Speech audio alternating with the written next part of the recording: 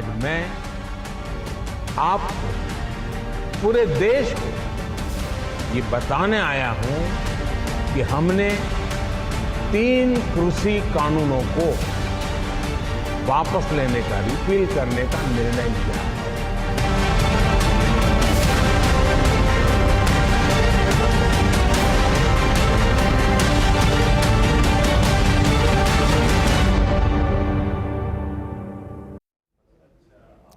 नमस्कार, स्वागत है आपका हमारे खास पेशकश में। मैं हूं आपके साथ श्वेता मिश्रा और आपके साथ में विजेंद्र सोलंकी। आज हम करेंगे कृषि कानून वापसी पर फर्स्ट इंडिया का सबसे बड़ा पोस्टमार्टम। 1 साल के बाद केंद्र सरकार ने फैसला किया है कि वो तीनों कृषि कानूनों को वापस ले रही है। दिन चुना गया गुरु नानक जयंती और देव दीपावली को। अपील की गई कि अब किसान घरों को लौटाएं।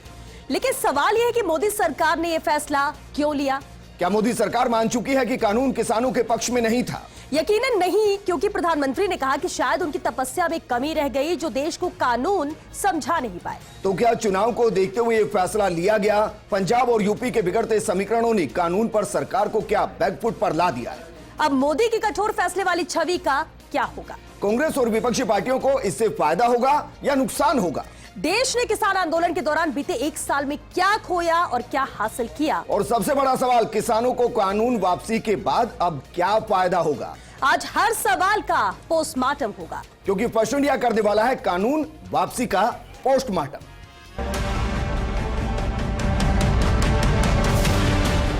आज मैं आप पूरे देश को ये बताने आया हूं कि हमने 3 कृषि कानूनों को वापस लेने का, रिपील करने का निर्णय लिया है।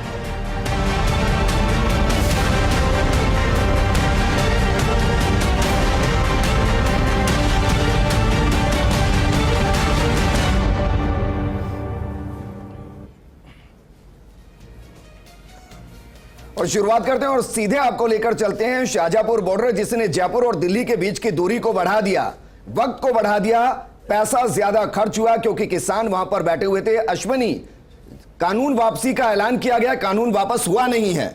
जो किसान वहां पर मौजूद हैं, खुशी, क्योंकि कई जगह देखिए जलेबी खिलाई गई है। यहां किस तरीके का माहौल था?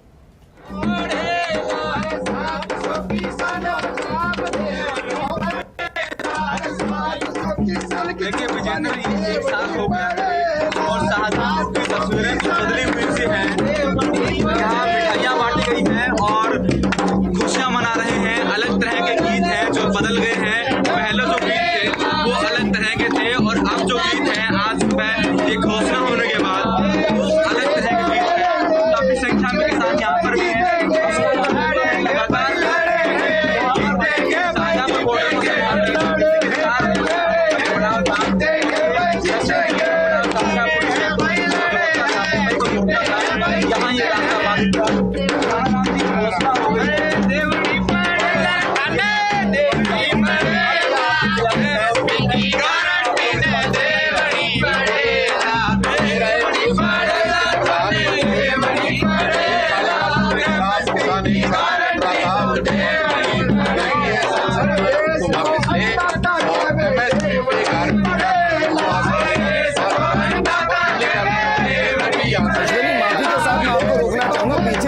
चल रहे हैं उनको बोलिए थोड़ी देर के लिए रोके जब तक आप बात करें, क्योंकि उसकी वजह से सुन नहीं पा रहे कि अमरार हम कह क्या रहे हैं।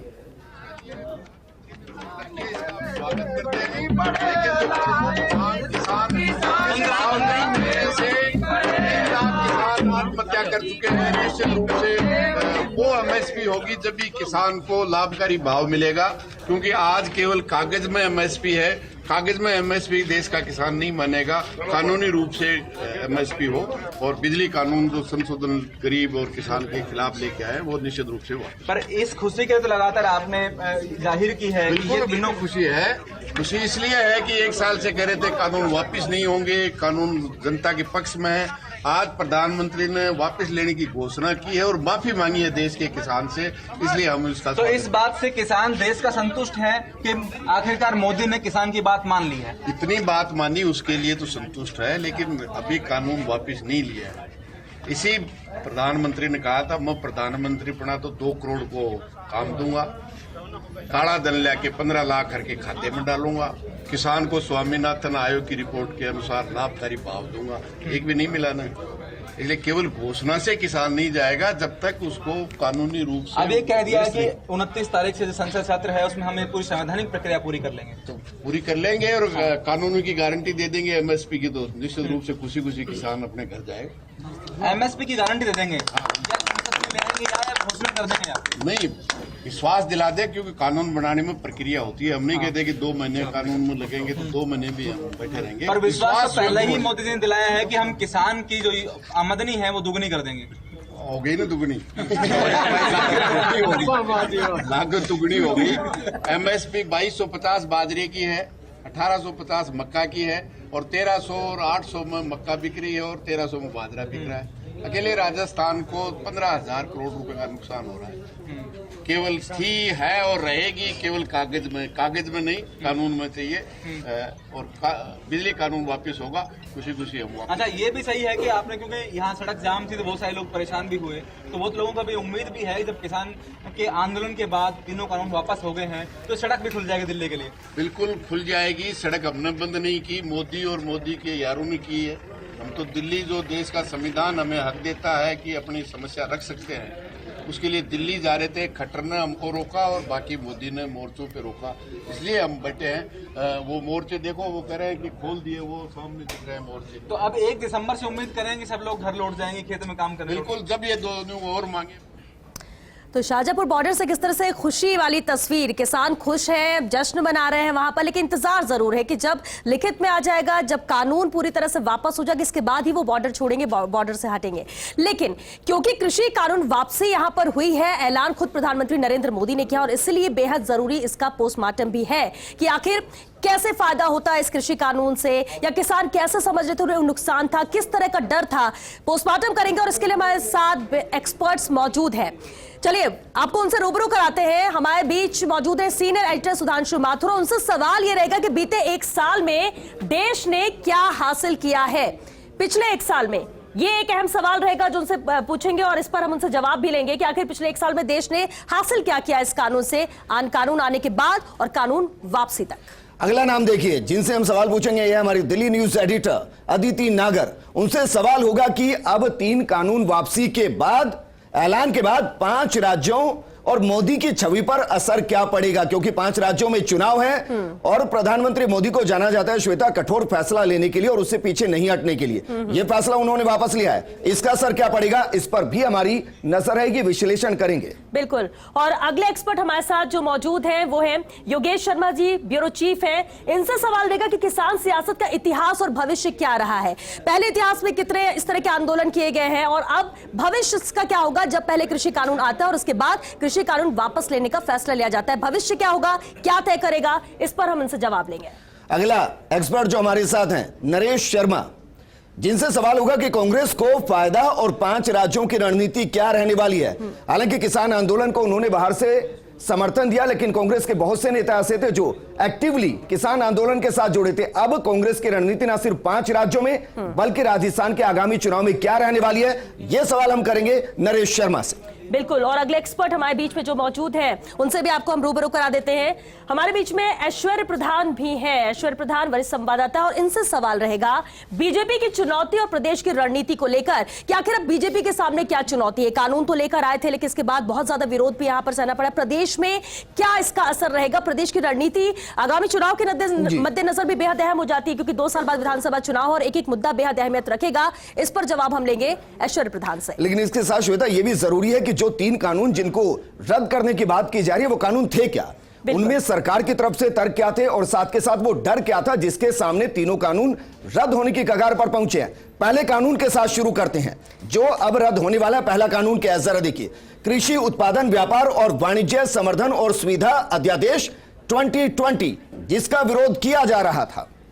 बिल्कुल, और ये बेहद अहम पहला कानून की हम बात कर रहे हैं। फायदे इसके क्या थे सबसे पहले वो जान लेते हैं। सरकार कह रही है कि हम मंडियों में सुधार के लिए ये कानून लेकर आ रहे हैं और इसमें सरकार कह रही है कि वो किसानों की उपज को बेचने के लिए विकल्प को बढ़ाना चाहती है। किसान इस कानून के जरिए अब एपीएमसी मंडियों के बाहर भी अपनी उपज को ऊंचे दामों पर बेच पाएंगे। निजी खरीदारों से बेहतर दाम प्राप्त कर पाएंगे। लेकिन ये दरअसल वो फायदे हैं जिसका जिक्र सरकार कर रही थी। डर जिसके सामने सरकार झुकी, डर को भी समझिए। सरकार ने इस कानून के जरिए एपीएमसी मंडियों को एक सीमा में बांध दिया था। इसके जरिए बड़े कॉरपोरेट खरीदारों को खुली छूट दी गई थी। बिना किसी पंजीकरण और बिना किसी कानून के दायरे में आए हुए वो किसान की उपज खरीद और बेच सकते थे।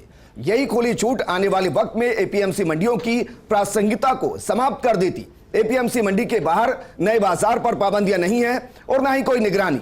सरकार को अब बाजार में कारोबारियों के लेन देन, कीमत और खरीद की मात्रा की जानकारी नहीं होती। बिल्कुल, तो ये पहला कानून। और कानून ये भी है कि हर 5 किलोमीटर के रेडियस में एक मंडी होनी चाहिए। जबकि वर्तमान हालात की बात करें तो वो ये है कि देश में कुल 7,000 मंडियां हैं और जरूरत 42,000 मंडियों की है। लेकिन अब जिक्र करते हैं दूसरे कानून का। दूसरा कानून क्या है जो रद्द होने वाला है? तो दूसरे कानून जिसके जरिए डर काफी ज्यादा था और दूसरा कानून था आवश्यक वस्तु अधिनियम 1955 में संशोधन। यह कानून क्या कुछ कह रहा था और इसके क्या कुछ फायदे थे? सबसे पहले जिक्र कर लेते हैं फायदे का। इस कानून को लाने के पीछे सरकार का तर्क था कि इससे आम किसानों को फायदा होगा।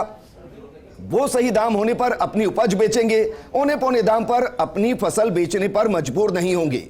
वो जितना चाहे फसल का भंडारण कर सकते हैं और जब बाजार में अच्छे मूल्य मिलेंगे तब उसको बेचा जा सकता है। लेकिन यहां मूल सवाल तो यह है कि देश के कितने किसानों के पास भंडारण की सुविधा है। हमारे यहां 80% छोटे और मझोले किसान हैं जो फसल को सीधे खेतों से मंडी में लेकर जाते हैं। बिल्कुल, और ये फायदा। लेकिन डर जिसका जिक्र हम करते हैं दूसरे कानून को लेकर, आखिर किसानों के बीच डर क्या है? इस कानून के लिए डर था कि ये न सिर्फ किसानों के लिए बल्कि आम जन के लिए भी खतरनाक है। इसके लागू होने के बाद कृषि उपज जुटाने की कोई सीमा नहीं रह जाती। उपज जमा करने के लिए निजी निवेश को छूट मिल चुकी थी। सरकार को पता नहीं चलेगा कि किसके पास कितना स्टॉक है और कहां पर है। ये तो जमाखोरी और कालाबाजारी को कानूनी मान्यता देने जैसा है। सरकार कानून में साफ लिखती है कि वो सिर्फ युद्ध या भूखमरी या किसी बेहद विषम परिस्थिति में ही रेगुलेट करेगी। इससे अस्थिरता पैदा होगी। लेकिन सच ये भी है कि ना तो सरकार के पास इतने गोदाम है और ना ही किसानों के पास कि वो अपनी फसल का भंडारण कर सके। फायदा उन पूंजीपतियों को जरूर हो जाएगा जिनके पास भंडारण व्यवस्था बनाने के लिए एक बड़ी पूंजी उपलब्ध है। वो अब आसानी से सस्ती उपज खरीद कर स्टोर करेंगे और जब दाम आसमान छूने लगेंगे तो बाजार में बेचकर लाभ कमाएंगे। बस इसी डर ने किसानों को इस कानून के खिलाफ लाकर खड़ा कर दिया।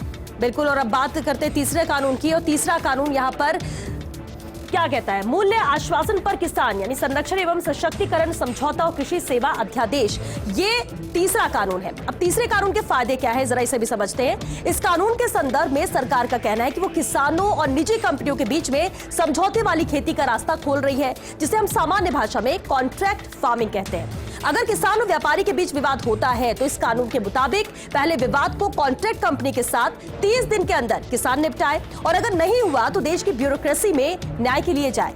यहां भी नहीं हुआ तो फिर 30 दिन के लिए एक ट्रिब्यूनल के सामने पेश हो। हर जगह एसडीएम अधिकारी मौजूद रहेंगे।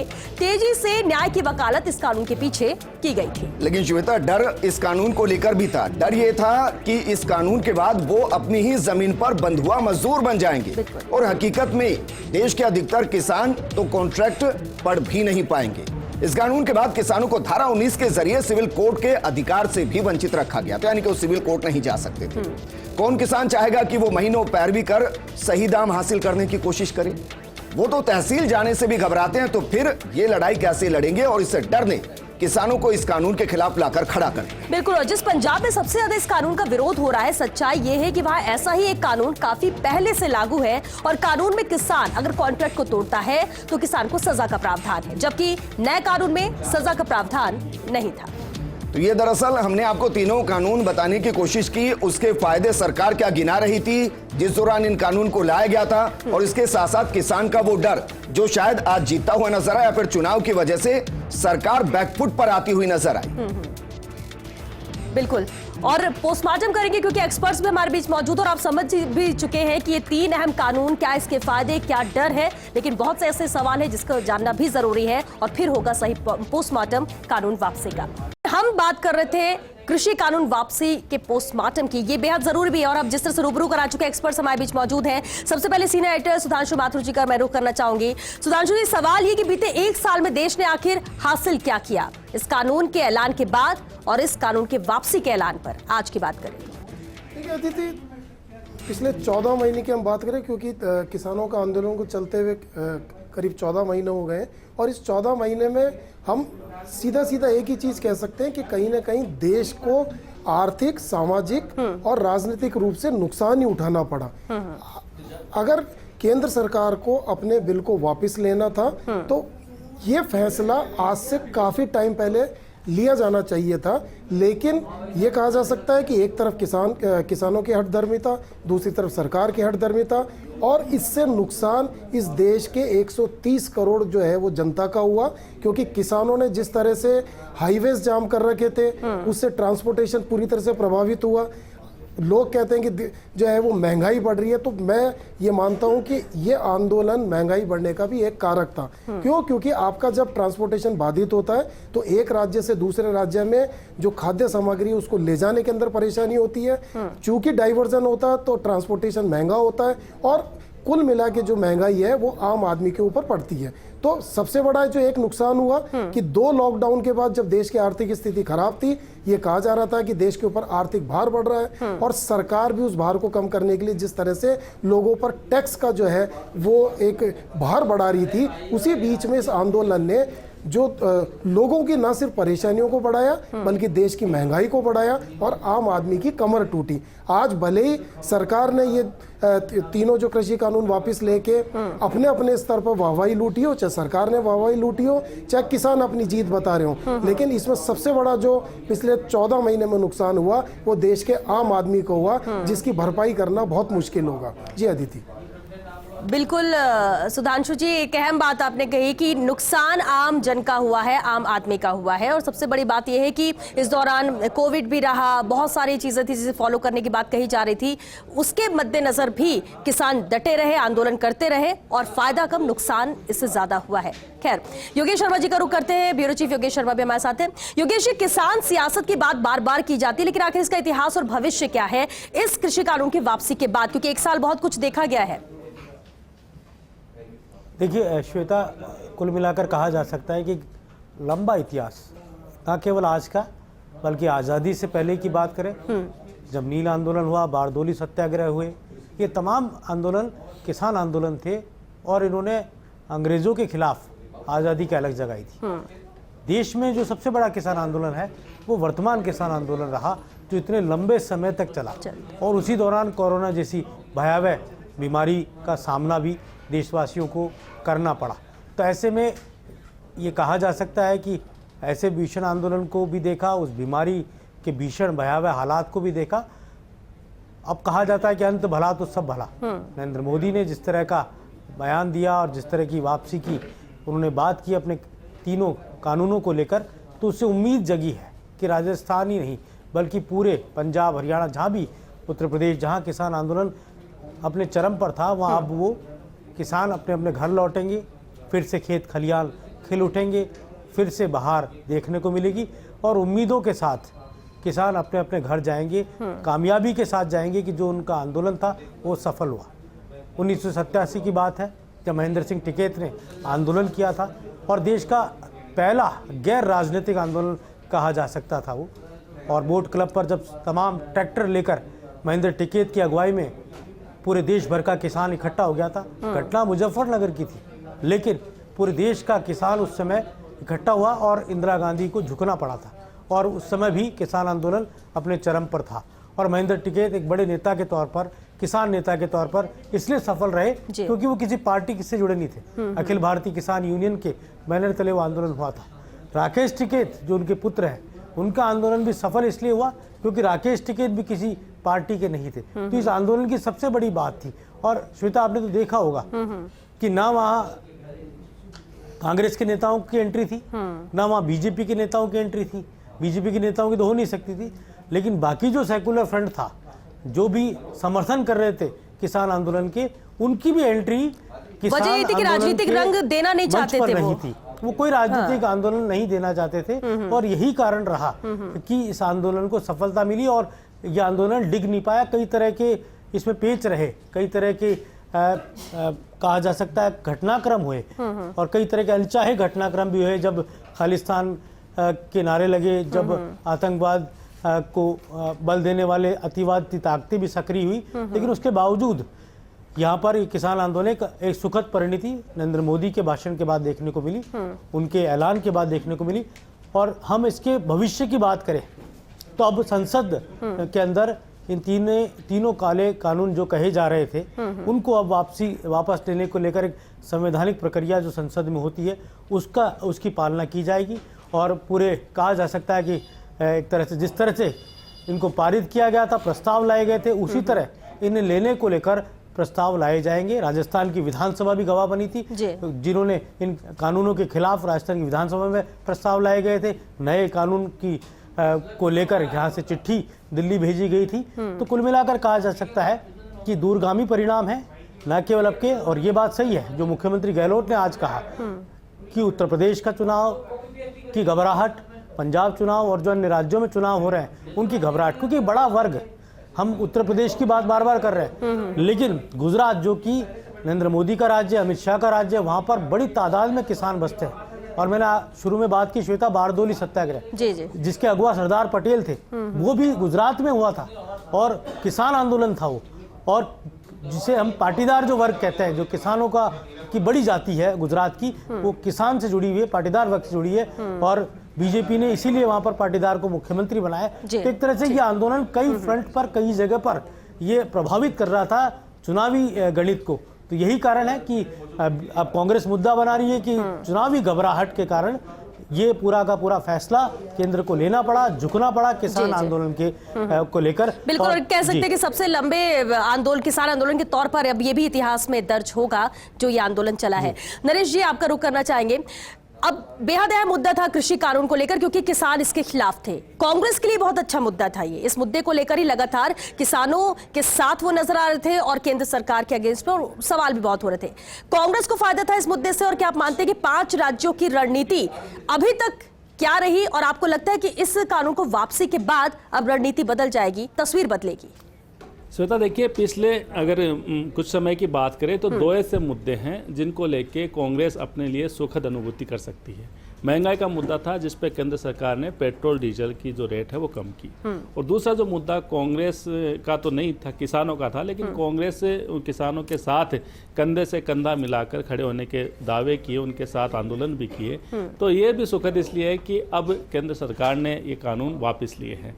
जहाँ तक आपने कहा कि कांग्रेस को क्या फ़ायदा होगा, कितना नुकसान होगा, लेकिन देखिए, जहाँ चुनाव होने हैं आप उन प्रदेशों पर नज़र डालें या जहाँ आंदोलन हुए हैं खासकर उन प्रदेशों की नज़र डालें तो समीकरण अलग हो सकते हैं। तो कांग्रेस के लिए सबसे सुखद तो यही है कि पहली बार एक बड़ी सफलता, भले ही आंदोलन के अगुवाई किसान थे, लेकिन कांग्रेस ने भी संघर्ष किया था, इसको नहीं भूला जा सकता। राजस्थान में कई आंदोलन हुए थे, पैदल मार्च हुए थे, जगह जगह प्रदर्शन हुए थे।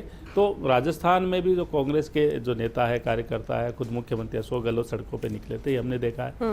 राजस्थान के लिहाज से बात करें तो जो सीमावर्ती जिले हैं वहाँ किसान वर्ग ऐसा है जो सीधा सा इससे प्रभावित होता था। तो लेकिन चूंकि अभी राजस्थान में कोई चुनाव जैसी स्थिति नहीं है तो तुरंत जो फ़ायदा उसकी तो हम नहीं कह सकते।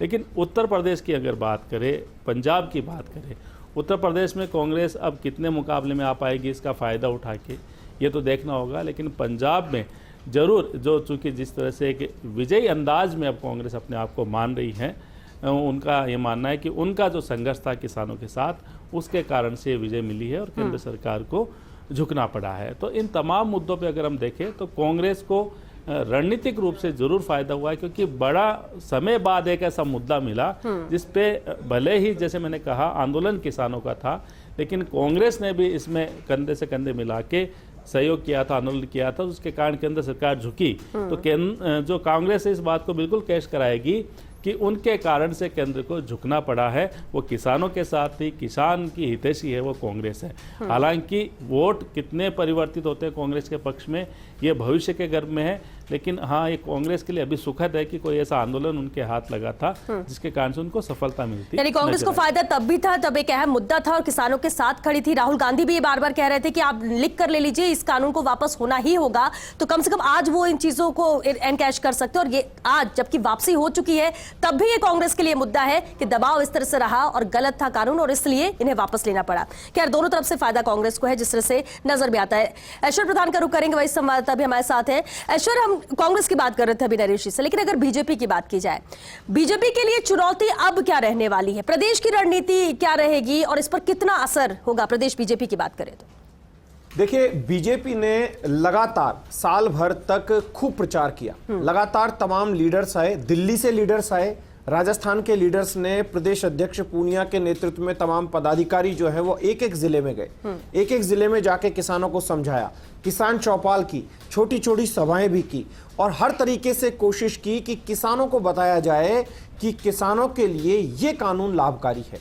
लेकिन बड़ी समस्या आई हनुमानगढ़ में, गंगानगर में, झुंझुनू शेखावाटी बेल्ट में और राजस्थान के कई हिस्सों में। दबी जुबान से बीजेपी के जो कार्यकर्ता थे वो अपनी बात कहने की कोशिश भी करते थे, लेकिन बीजेपी आला कमान ने जिस तरीके से कहा था कि इन कानूनों को लेकर जो भ्रांति कांग्रेस फैला रही है, तो ऐसे में जो उस भ्रांति को कैसे तोड़ना है ये कहा गया। लेकिन कुल मिलाकर कहा जाए तो भारतीय जनता पार्टी भी यहाँ पर थोड़ी सी कमजोर नजर आ रही थी। किस तरीके से किसानों को समझाना है ये समझा नहीं पा रही थी, क्योंकि किसान जो है वो मानने को तैयार नहीं थे। किसान देखा जाए तो मोटे तौर पर ऐसा तबका राजस्थान का जिस तबके के वोट बड़ा प्रभावित करते हैं, वो वोटों का तबका प्रभावित नहीं हो रहा था। उस कानून को लेकर उनको समझाया गया कि आपको अपनी जो फसल है वो कहीं भी जाकर आप बेच सकते हो, बीजेपी ने समझाया उन्हें। बीजेपी ने दूसरी बात उन्हें ये समझाई कि आपको मंडियों में जाने की आवश्यकता नहीं है, आप कॉन्ट्रैक्ट फार्मिंग कर सकते हो। आप अपने छोटी सी भी आपकी जमीन है तो आप किसी निजी व्यक्ति से या किसी से भी आप उस जमीन पे और ज्यादा उपज बढ़ा सकते हो। उन्हें समझाया गया कि उनका जो बजट है प्रधानमंत्री नरेंद्र मोदी के आने के बाद 5 गुना कृषि बजट बढ़ा दिया गया है, फिर भी उनके समझ में नहीं आया। उन्हें बताया गया कि किसान सम्मान जो योजना है वो कितनी बेहतरीन है, किसान को किस तरीके से पैसे दिए जा रहे हैं साल भर के लिए और प्राकृतिक खेती पर फोकस किया जा रहा है, तो भी बहुत ज्यादा समझ में नहीं आया। कोशिश भारतीय जनता पार्टी के नेताओं ने की, पदाधिकारियों ने भी की, लेकिन सबसे बड़ा बात यहां पर प्रदेश भाजपा की कर रहे हैं अब हम राजस्थान में, तो प्रदेश भाजपा के नेताओं ने वार किए राहुल गांधी पर। उन्होंने कहा कि उन्होंने 10 तक की गिनती गिनकर कर्ज माफी का वादा किया था, उस वादे का क्या हुआ। इस तरीके से उन्होंने प्रहार करने की कोशिश की, लेकिन चुनाव में जो रिजल्ट आए वो रिजल्ट बताते हैं कि कांग्रेस कितनी भारी रही और बीजेपी कितनी भारी रही। आम आदमी भी समझ सकता है कि कौन किस पर कितना भारी रहा, कौन समझाने में कामयाब रहा और कौन समझाने में नाकामयाब रहा। लेकिन आज के इस फैसले के बाद क्या कुछ रिस्पांस जनता देगी? प्रधानमंत्री नरेंद्र मोदी ने जिस तरीके से फैसला लिया है, बड़प्पन दिखाया है, उस तरीके से जनता का क्या रिस्पांस आता है, किसानों का क्या रिस्पांस आता है, ये देखने वाली बात होगी। क्योंकि बीजेपी के पास सोशल मीडिया टीम बड़ी पावरफुल है, सोशल मीडिया का पूरा इस्तेमाल भारतीय जनता पार्टी करती है। तो सोशल मीडिया का इस्तेमाल जो किसान आंदोलन में मजबूत तरीके से नहीं हो पा रहा था, अब इस फैसले के बाद कितना बेहतर होगा। और इस बात में कोई दो राय नहीं है कि अब प्रदेश की इकाई भी तैयारी में जुट जाएगी कि किस तरीके से अब किसानों को वापस से अपने साथ लेना है। जो कुछ किसान छूट रहा था और रिजल्ट भी जो थे वो बहुत ज्यादा अच्छे नहीं आए थे, ये बात भी बीजेपी जानती है। महंगाई का भी मुद्दा था और किसानों का भी मुद्दा था। तो महंगाई का मुद्दे का तो सामने है कि पेट्रोल डीजल की जो कीमतें जो थी वो, लेकिन किसानों को लेकर अब ये समझाना होगा कि उनकी आय दोगुनी कैसे होगी। उनकी आय दोगुनी करने की भी बात की जा रही थी, लेकिन अब देखना होगा कि बयान जब आए हैं, प्रधानमंत्री नरेंद्र मोदी के फैसले का स्वागत किया है, तमाम चीजें हैं, लेकिन अब देखना होगा कि इसे कितना कैश अब भारतीय जनता पार्टी कर पाती है। क्योंकि कांग्रेस जो है वो अब भारतीय जनता पार्टी के कार्यकर्ताओं पर करारे प्रहार करेगी। तो ऐसे में भारतीय जनता पार्टी के बड़े नेता किस तरीके से उसका जवाब देते हैं, ये देखने वाली बात होगी। क्योंकि सारी चीजें हैं वो जनता के सामने तो है। बिल्कुल, और चुनौती बड़ी बीजेपी के सामने भी रहेगी। सुधांशु जी, एक अहम बात है, आज जिस तरह से पीएम ने कहा माफी मांगते हुए तपस्या में कोई कमी रहेगी, हम समझा नहीं पाए अच्छे से और इसलिए देश के लिए ही ये फैसला लिया जा रहा है। तरीका भी बहुत था, कई लोगों ने जो विरोध भी कर रहे थे, लेकिन इस तरीके को और जिस तरह से उन्होंने कहा उसकी तारीफ भी करते हुए नजर आए। रिएक्शन हर तरह सारे, लेकिन एक बात है जो किसान कहते हैं कि हम अभी उठेंगे नहीं, अभी हम आंदोलन खत्म नहीं करेंगे क्योंकि हमें इन पर भरोसा नहीं है। क्या वापस ये भरोसा जीत पाएंगे?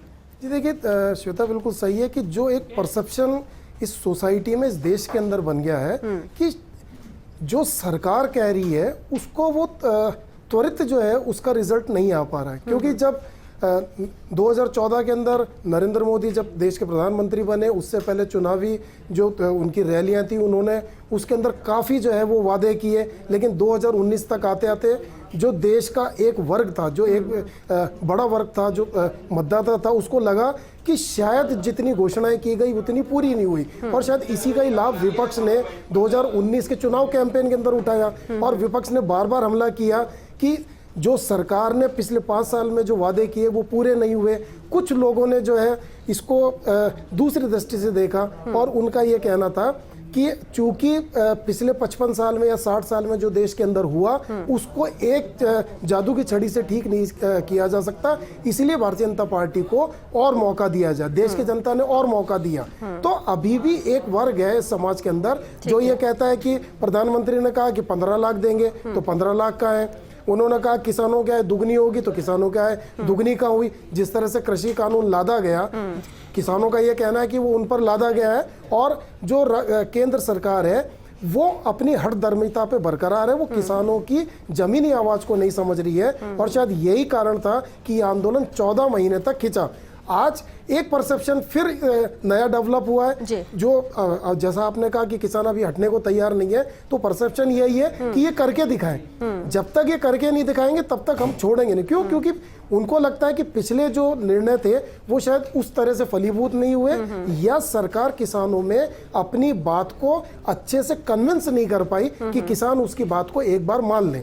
तो मुझे लगता है कि आज जिस तरह से पीएम ने घोषणा करी, तो अब सबसे बड़ी चुनौती ये होगी कि जब 29 तारीख को लोकसभा का सत्र आएगा, तो उस सत्र में पहले 3 दिन के अंदर क्या वो इस कार्यवाही को करके और विड्रॉ कर लेंगे। हालांकि कुछ विधि विशेषज्ञों का ये भी कहना है कि 29 तारीख की भी जो इंतजार करने की जरूरत नहीं है। अगर सरकार चाहे तो, चूंकि मामला सब जुडियस है, सुप्रीम कोर्ट में है, तो सुप्रीम कोर्ट में एक हल्फनामा दे सकती है, एफिडेविट दे सकती है, और सरकार कह सकती है कि वो इस कानून को वापस ले रही है। तो ये भी एक प्रक्रिया है। चूंकि 29 तारीख तक 12 दिन और इंतजार करने के लिए जो है वो किसानों को कहा गया है, तो यही कारण है कि वो परसेप्शन अभी तक खत्म नहीं हो रहा है कि सरकार जो कहती है उसको तुरंत करती है। और आने वाले समय में जिस तरह से मेरे साथी नरेश जी ने, योगेश जी ने और ऐश्वर्या ने कहा कि इसका दूरगामी जो है वो कहीं ना कहीं परिणाम आएगा। आने वाले 6 महीने के अंदर 5 राज्यों में चुनाव है, उसके बाद फिर चुनाव की एक जो है वो लंबी फहरिस्त है। तो सरकार को इस जो अपना निर्णय लिया इसके माध्यम से देश के अंदर लोगों में ये विश्वास जगाना होगा कि जो वो कहती है उसको करती है, अन्यथा इसके दूरगामी परिणाम जरूर बिल्कुल। और चैलेंजेस केंद्र सरकार के सामने बहुत होंगे, और ये भी अहम हो जाता है 5 राज्य के चुनाव अभी हैं, और इम्पैक्ट इसका किस तरह से पड़ता है इन 5 राज्यों के चुनाव में। पंजाब की बात कर ले तो कैप्टन अमरिंदर सिंह का जो बयान आज आया वो क्या मायने रखता है, और पंजाब की सियासत क्या होगी, चुनाव कैसे होंगे, तमाम अहम सवाल अभी आपके जहन में भी उठ रहे होंगे, इस पर भी हम चर्चा करेंगे। चलिए एक बार फिर से चर्चा करूँ करते हैं। योगेश जी, ब्रेक में जाने से पहले हम बात ही कर रहे थे कि आखिर ये जो फैसला लिया, जो ऐलान प्रधानमंत्री ने किया, मास्टर स्ट्रोक के तौर पर देखा जा रहा है। 5 अहम राज्य जिनमें चुनाव होने हैं, और इससे पहले भी सर्वे हुआ और नाराजगी कुछ ऐसे विधानसभा क्षेत्रों में ज्यादा दिख रही थी इस कृषि कानून की वजह से। अब क्या इंपैक्ट होगा यहाँ वहां पर? श्वेता, देखिए, पूरा उत्तर प्रदेश तो नहीं कह सकते, लेकिन जो वेस्टर्न यूपी है वो अपने आप में पूरा इस आंदोलन से प्रभावित था। और वेस्टर्न यूपी, जहां पिछली बार विधानसभा चुनाव में भारतीय जनता पार्टी को बड़ा बहुमत मिला था, और आपको ध्यान होगा कि जो जयंत चौधरी और अजीत चौधरी की जो पार्टी थी आरएलडी, वो चारों खाने चित हो गई थी वहाँ पर, जिसको सबसे ज़्यादा उम्मीद थी। बीएसपी के गढ़ ढह गए थे, सपा के गढ़ ढह गए थे। तो वेस्टर्न यूपी में पूरी तरह इस बार इस किसान आंदोलन ने वहाँ पर, क्योंकि राकेश टिकैत उसी इलाके से आते हैं, तो इस पूरे किसान आंदोलन में, और बीजेपी के एमपीए वहां पर चुनाव क्षेत्रों में नहीं जा पाए। योगेश जी, यहाँ आपको रोकना चाहेंगे। वरिष्ठ कांग्रेस नेता विवेक बंसल जी हमारे साथ फोन लाइन पर जुड़ चुके हैं। विवेक बंसल जी, लगातार कांग्रेस किसानों के साथ थी, कृषि कानून वापसी की बात आप लोग कर रहे थे, आज ऐलान इससे लेकर हुआ, इस फैसले को कैसे देखते हैं, किसकी जीत? देखिए, देर आए दुरुस्त जी, ये सद्बुद्धि इस सरकार को और आदरणीय मोदी जी को 2.5 साल पहले अगर आ जाती तो इतने जो जाने गई, इतना जो किसानों का नुकसान हुआ, इतना जो उनकी खेती का नुकसान हुआ, उससे बच जाते। पर उसके साथ साथ एक और अटका हुआ है कि न्यूनतम जो न्यूनतम फसल को उसको आपको सुलझता सकता है। जो मुख्य मुद्दा था कि न्यूनतम मुक्त जो कृषि जो फसल की गारंटी हो उसको किया जाए। आज देश भर में फसल के सिर्फ मानता काम कुमार कमेटी के रिपोर्ट के मुताबिक 6% किसानों को सिर्फ न्यूनतम मूल्य वो पा रहा है। तो ये समस्या है, ये इसको बहरहाल कहीं आगे बढ़े और लोकतंत्र में साबित कर दिया। और विपक्ष जो है उसको संख्या से ना पार्लियामेंट में हमारी 55 सीटें है, पर लेकिन राहुल जी ने अडिग रहे पूरे किसानों का संबल बने रहे। और प्रियंका जी जो दूसरी तरफ से कर रही थी इस आंदोलन को ताकत दे रहे थे, हम सब लोग हमारे यहाँ की तो पूरा ताकत थी विपक्ष ने। विपक्ष को अपनी बात हमने रखी और दबाव आया। सरकार तो सीट समुदाय तो भी बहुत, पर लेकिन न्यूनतम वो नहीं हल होता। चलिए, बहुत शुक्रिया विवेक जी फर्स्ट इंडिया से बातचीत के लिए। तो विवेक बंसल ने बात की, जीत है यहाँ पर और लंबा आंदोलन चला, लेकिन फैसला ये लेना ही था जैसा कि कांग्रेस भी कह रही थी और इसलिए फैसला वापस लिया गया। इसका ऐलान प्रधानमंत्री ने किया। दिल्ली न्यूज एडिटर अदिति नागर भी हमारे साथ जुड़ गए हैं। अदिति, देखिए बेहद अहम है, जब ये कानून लाया गया, जब आंदोलन शुरू हुआ किसानों का और उसके बाद भी लगातार 1 साल होने को आ गया है जब आंदोलन यहां पर चल रहा था, अब ऐलान किया गया कानून वापसी का। सवाल ये कि 5 अहम राज्य है जहां पर विधानसभा चुनाव होने हैं, क्या असर वहां पर पड़ेगा? और सबसे अहम बात है मोदी की छवि पर क्या असर पड़ेगा, क्योंकि प्रधानमंत्री नरेंद्र मोदी जाने जाते हैं कड़े फैसले लेने के लिए। और जब कानून वापस लेने की बात कही जा रही थी तब भी ये कहा जा रहा था कि अगर आज हम ये कानून वापस ले लेंगे तो कल को कुछ और मुद्दा लेकर सब आंदोलन करने लगेंगे। तो क्या सरकार यही करती रहेगी? आज छवि पर क्या असर?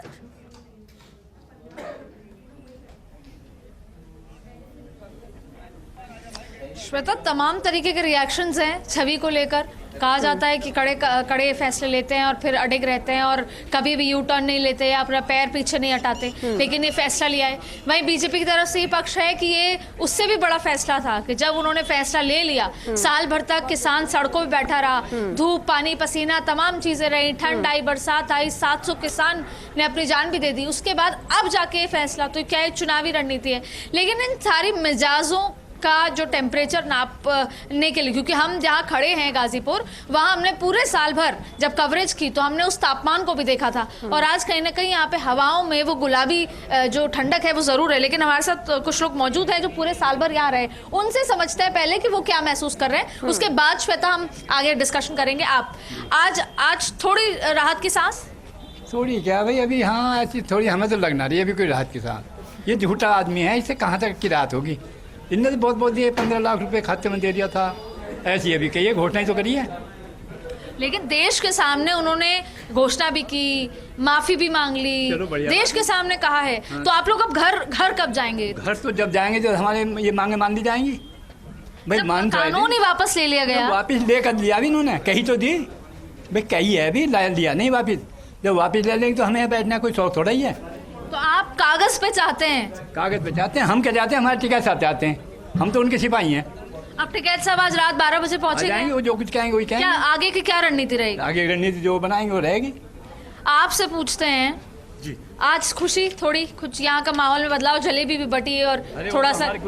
मैडम ये तो पर्व है, हमारा पर्व था गुरु नानक का, ये तो यही सी कोई हिंदुस्तान को गुलदस्ता कहते हैं। ईद होती मिठाइयाँ बढ़ती, पर्व तो गुरबाणी, दीपावली तो मिठाइयाँ बढ़ती। लेकिन आज भी वो पर्व हुआ जब प्रधानमंत्री ने वो काले कानून आपके हिसाब से वापस ले लिए ना। ये कोई पर्व थोड़ी है, ये तो उन्होंने थोपा था, उन्होंने वापस ले लिया। अभी बोला ही तो है, अभी बोला ही तो है मैडम, अभी लिया तो नहीं है ना। अभी सेशन आएगा, उसमें जैसे राष्ट्रपति महोदय के साइन हुए हैं तो वापस वो कटेगा जब ये आएगा अमल में। तो ये उनका चुनावी स्टैंड है, ये तो स्क्रिप्ट लिखी हुई है।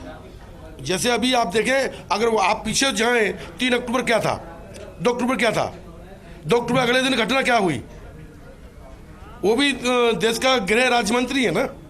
फिर तो ये जो है सत्ता चिपकी हुई पार्टी है और सत्ता का ही वो है लोग लुभाव है। कहीं भी आप देखें तो चुनावी स्टैंड है, 5 राज्यों में चुनाव आने वाले हैं।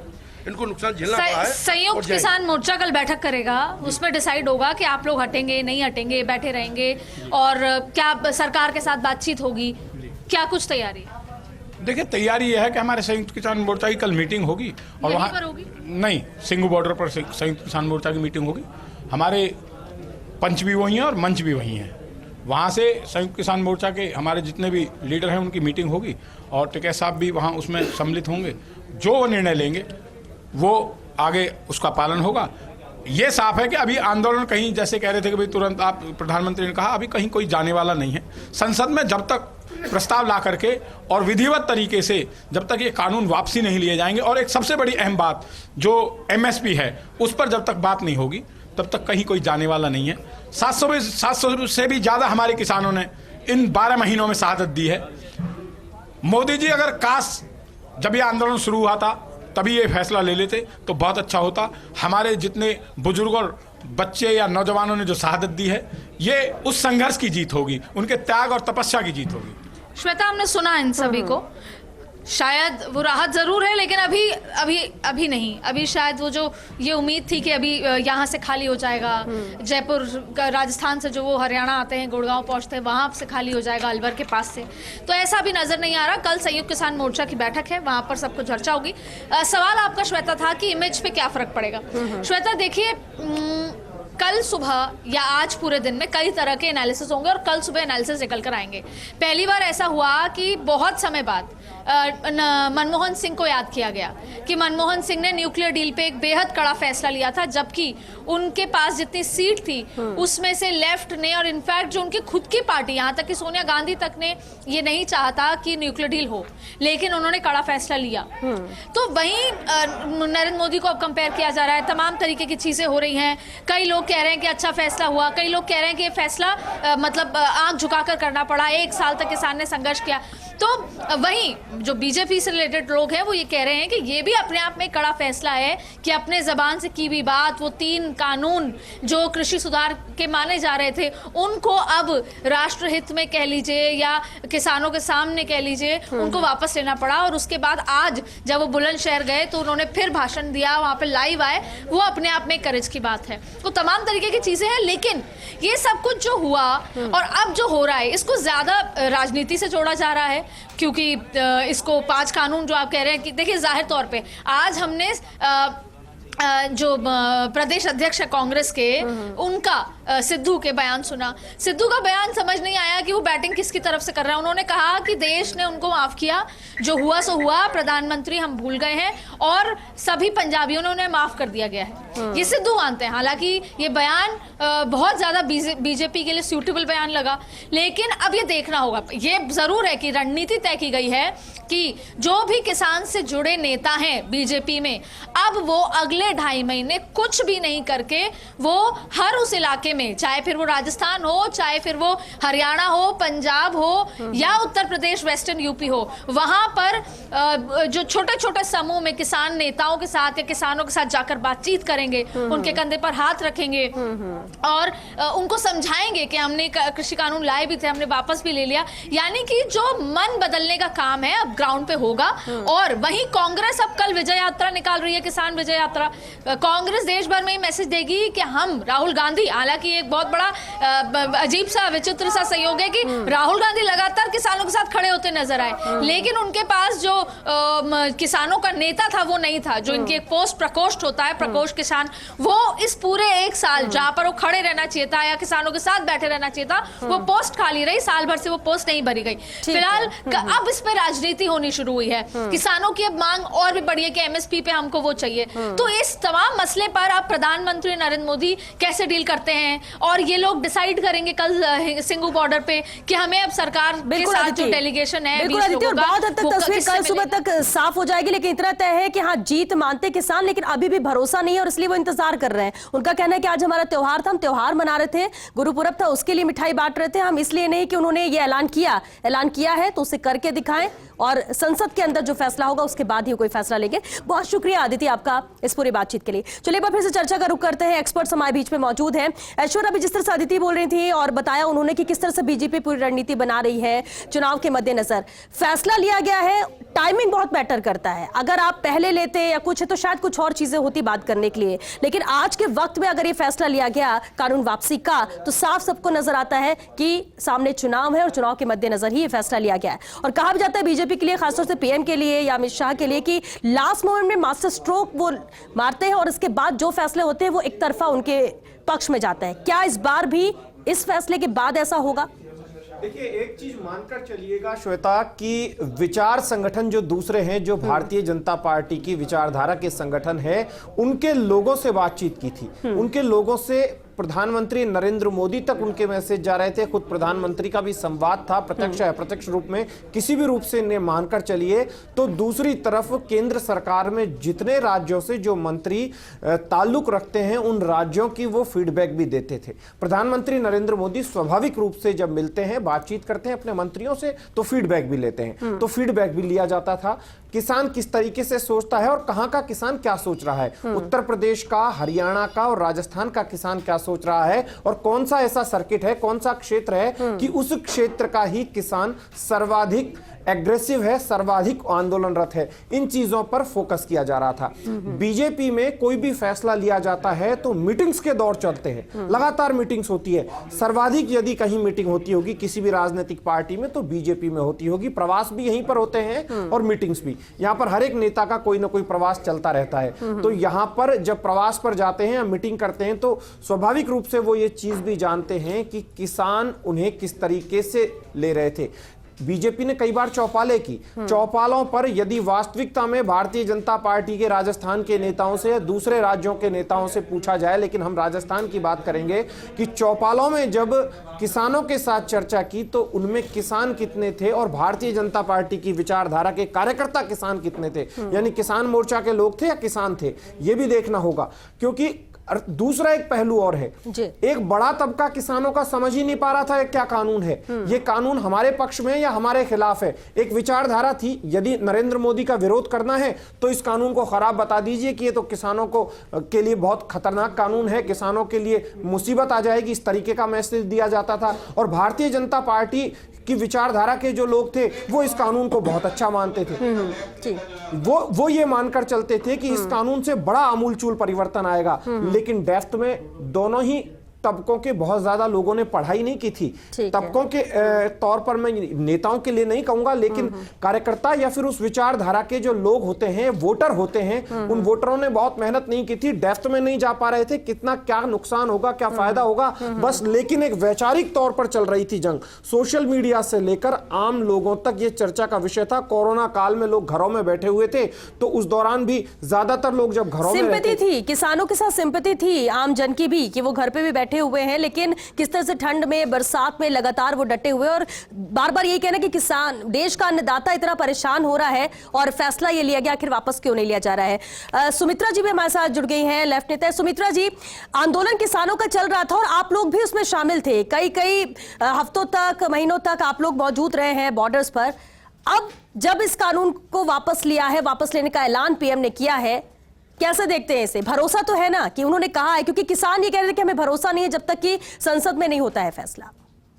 किसान बिल्कुल सही कह रहे हैं, पीएम पर भरोसा नहीं किया जा सकता, क्योंकि उन्होंने जो भी पहले वादे किए, फिर ये जुमला है और ये कहकर के उन्होंने छोड़ दिया। अब जब तक ये कानून वो संसद में पारित नहीं कर देंगे तब तक भरोसा नहीं किया जा सकता। और ये फैसला करने में नरेंद्र मोदी पीएम साहब ने बहुत देर कर दी। 700 लोगों ने अपनी जान की कुर्बानी दी है, लगभग साल हो गया, 12 महीने हो गए, धूप में, ताप में, बारिश में, और नरेंद्र मोदी सरकार ने कोई ध्यान नहीं दिया। यही निर्णय अगर वो शुरुआत में कर लेते, आंदोलन के शुरुआत दौर में इस बात को समझ जाते और ये फैसला करते तो बहुत स्वागत होता। अब ये फैसला देर आए दुरुस्त आए वाली बात है, लेकिन जब तक संसद में पारित नहीं होता तब तक कतई विश्वास नहीं किया जाएगा।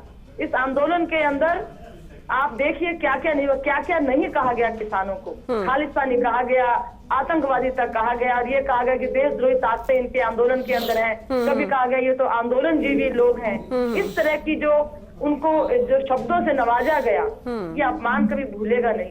और अभी हाल ही में जो घटना लखनऊ के उसमें हुई है, जहाँ कुचल के मारा, वो मंत्री जी तो अभी तक बैठे हैं जिनके बेटे ने कुचला किसानों को। तो ये सारी चीजें किसान कैसे भूलेगा, भूल नहीं सकता। इसलिए जो ये फैसला किया है, ये फैसला संसद में ये कानून बन के आए तभी होगा। और अभी तो एमएसपी पड़ा हुआ है, एमएसपी पे कुछ नहीं बोले हैं मोदी साहब। 3 कृषि कार्य कानून वापस किए, एमएसपी के बारे में कुछ नहीं कह रहे। जो ठीक है सुमित्रा जी, यानी अभी आसान नहीं है और अभी जल्द किसान आंदोलन खत्म भी नहीं करेगा, ये भी नजर आता है। बहुत शुक्रिया सुमित्रा जी आपका इस पूरी बातचीत के लिए। योगी जी कुछ कहना चाह रहे थे? हाँ देखिए, लेफ्ट की रणनीति साफ है सुमित्रा चोपड़ा की बात से कि लेफ्ट इस मुद्दे को लेकर कभी भी नरेंद्र मोदी की प्रशंसा नहीं करेगा। वामपंथी दलों की वजह से आंदोलन काफ़ी लंबे समय तक चला, क्योंकि किसान मूवमेंट और वामपंथी दल एक साथ मिलकर इसको संयुक्त मोर्चा नाम से जो एक पूरी एक यूनियन बनी थी मूवमेंट के लिए, वो उन्होंने कल बैठक बुलाई है। जैसा अभी अदिति बात कर रही थी, वो जानकारी मिली। तो ये राजस्थान के अंदर भी कांग्रेस पार्टी का जो सपोर्ट था इस पूरे आंदोलन को पर्दे के पीछे, वो सपोर्ट भी कभी नहीं चाहेगा कि इसका क्रेडिट भारतीय जनता पार्टी लेकर जाए, प्रधानमंत्री को या उनकी पार्टी को क्रेडिट मिले। तो अब किस तरह की रणनीति विपक्षी दलों की रहेगी, ये भी जल्दी ही श्वेता सामने आने वाली है। बिल्कुल। हाँ। सबसे महत्वपूर्ण होती है कि जितनी देर हमने इस डिबेट को की और जितने गेस्ट हमारे आए, उन सब ने कहा कि विश्वास नहीं है।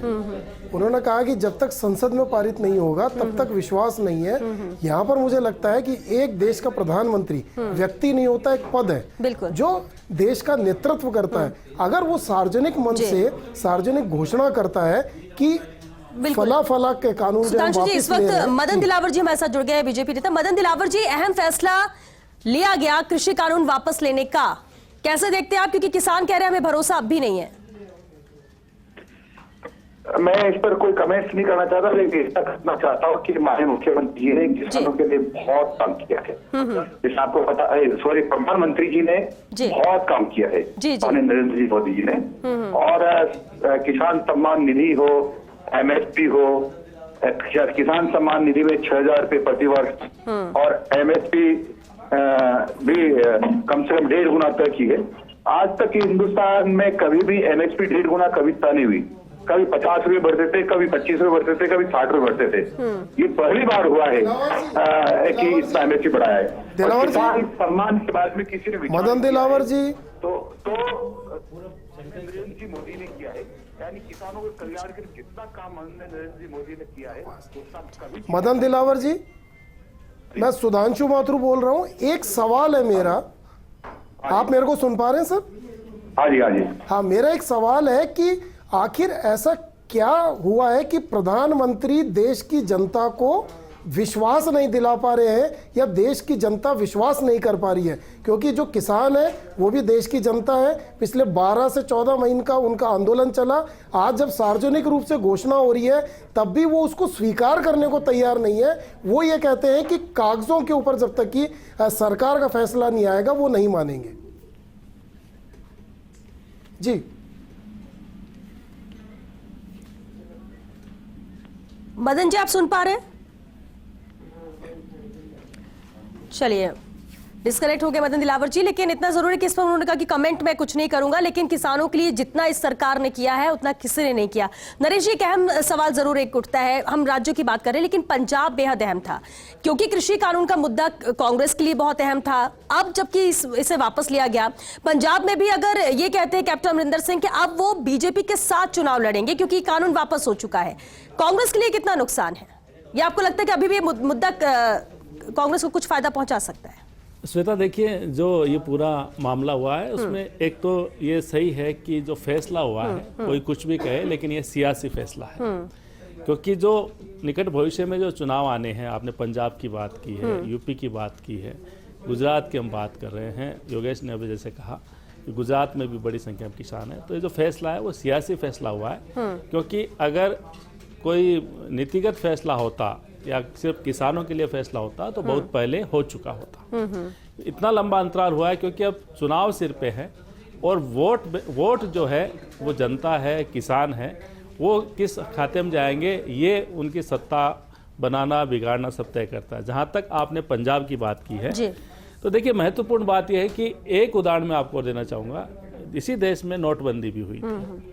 तब भी प्रधानमंत्री नरेंद्र मोदी का काफ़ी विरोध हुआ था, लेकिन उस विरोध के बाद परिणाम क्या आया था। अब मैं ये बात इसलिए कहना चाहता हूँ कि फैसला हुआ है, किसान कांग्रेस अपनी जीत बता रहे हैं, किसानों की जीत है, इसमें कोई दो राय नहीं है। उनका आंदोलन जो हुआ उसका काम आया है, कांग्रेस भी इसे अपनी जीत बता रहे हैं। लेकिन इस फैसले का फायदा क्या कांग्रेस ले पाएगी, ये सबसे महत्वपूर्ण है, क्योंकि भारतीय जनता पार्टी जो है वो भी किसी न किसी तरह से, अभी ऐश्वर्या ने कहा कि उनकी टीम इस तरह की एक्टिव रहती है कि भले ही ये फैसला उनको झुकते हुए करना पड़ा, लेकिन इसका भी वो आगे फायदा लेना चाहेंगे आने वाले चुनाव में। वो देखना होगा कि कौन किसे फायदा मिल पाता है, क्योंकि वक्त खत्म हो चुका है। बहुत शुक्रिया आप सभी का इस चर्चा में शामिल होने के लिए। तो देखिए, बड़ा फैसला, बड़ा ऐलान प्रधानमंत्री नरेंद्र मोदी ने किया, और जब देश का प्रधानमंत्री देश को संबोधित करते हुए ये बात रख रहा है तो भरोसा उस पर करना होगा। हालांकि जो भी प्रक्रिया है वो की जाएगी, किसान अपनी बात पर अड़े हुए हैं कि नहीं, जब लिखित में होगा, जब वो संसद में आ जाएगा, इसके बाद ही हम उठेंगे, वो अपनी जगह है। लेकिन इस फैसले के बाद आखिर फायदा किसको होता है, नुकसान किसे होता है, ये आने वाला वक्त बताएगा, जब चुनाव परिणाम आएंगे इन 5 राज्यों के। चलिए इसी के साथ हमें दीजिए इजाजत। नमस्कार।